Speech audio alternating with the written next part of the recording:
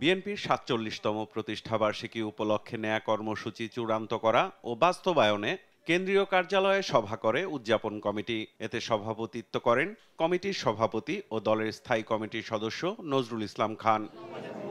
বৈঠক শেষে সংবাদ সম্মেলনে প্রতিষ্ঠাবার্ষিকী উপলক্ষে বর্ণাঢ্য র্যালি, আলোচনা সভা, বৃক্ষরোপণ সহ সপ্তাহব্যাপী কর্মসূচি তুলে ধরেন তিনি। ৩১ আগস্ট ঢাকার ইঞ্জিনিয়ার্স ইনস্টিটিউটে আলোচনা সভা, ১ সেপ্টেম্বর বেলা ১১টায় বিএনপির প্রতিষ্ঠাতা মহান স্বাধীনতার ঘোষক শহীদ রাষ্ট্রপতি জিয়াউর রহমান বীরোত্তমের মাজার জিয়ারত করবেন। ২রা সেপ্টেম্বর বিএনপি কেন্দ্রীয় কার্যালয়ের সামনে থেকে বর্ণাঢ্য র্যালি। ৪ঠা সেপ্টেম্বর আমাদের সকল মহানগর, জেলা, উপজেলায় বৃক্ষরোপণ, মৎস্য অবমুক্তকরণ, ফ্রি মেডিকেল ক্যাম্প, ক্রীড়া অনুষ্ঠান ইত্যাদির আয়োজন করা হবে।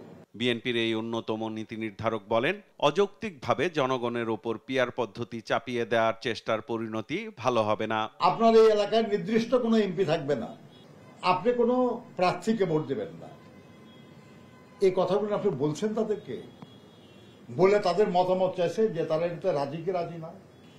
এগুলো আমরা মনে করি যে এই নিয়ে যখন ইনসিস্ট করা হয় তখন তো সন্দেহ করাই যায় আর কি, যে এটা একটা অযৌক্তিক চেষ্টা, যেটা অনিবার্য পরিণতি হতে পারে নির্বাচন অনুষ্ঠানের ক্ষেত্রে।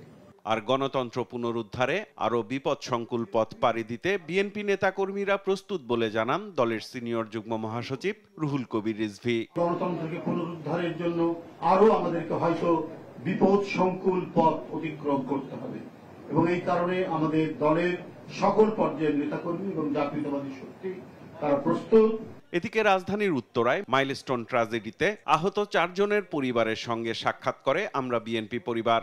এ সময় দেশ, গণতন্ত্র ও নির্বাচন নিয়ে ষড়যন্ত্র মোকাবেলায় সবাইকে ঐক্যবদ্ধ থাকার আহ্বান জানান বিএনপির যুগ্ম মহাসচিব শহীদউদ্দিন চৌধুরিয়ানী। কোন ষড়যন্ত্র আমাদেরকে গায়েল করতে পারবে না। আমরা আমাদের টার্গেটে পৌঁছতে হলে ঐক্যটাকে দৃঢ় করতে হবে, ইস্পাত কঠিন করতে হবে। এখানে আপনাদের সবার সহযোগিতা প্রয়োজন। সাইফুল রিপন, দেশ টিভি, ঢাকা। অভিনন্দন জানাই।